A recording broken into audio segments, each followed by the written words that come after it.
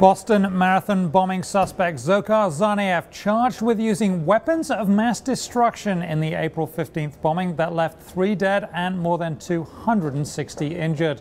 We'll have that and more right here, right now on the News Hub. Good afternoon and welcome. I'm Simon Constable. With the latest on this developing story, Wall Street Journal reporter Evan Perez joins us now. Evan, thanks for being there. Thank you, Simon.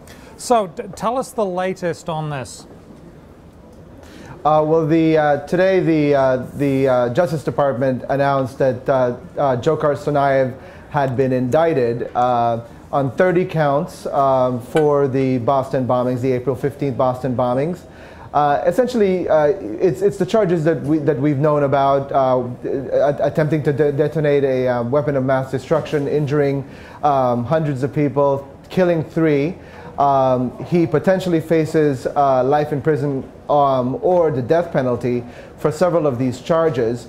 And so now begins the legal process in which we see whether or not we will have perhaps some kind of plea agreement, which is probably something that'll come down the path some ways away. As you know, he hired a lawyer, Judy Clark, who essentially her job is to try to save his life. Okay, so it says in the story you have here on WHJ.com, 17 of the charges authorize a penalty of up to life or the death penalty. 17. It's not just those where someone was killed. This is a steep hill for him to climb, right? It is a very steep hill for him to climb. There is a lot of information contained in the indictment, including details of jihadi texts and books that he had downloaded, handwritten notes that he's alleged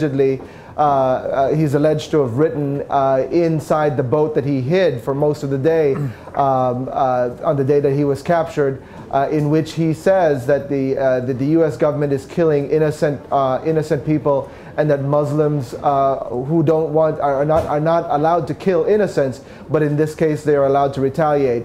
So there's a lot of evidence that the government has here and that laid out in this indictment that shows this is going to be a very tough case for his defense. A tough case for his defense, but you said maybe they'll cut a plea deal. We don't know that yet. But what sort of stuff would he have to give up? Would it be about bigger jihadi names that he has evidence about, maybe elsewhere in the world or locally in the U.S.?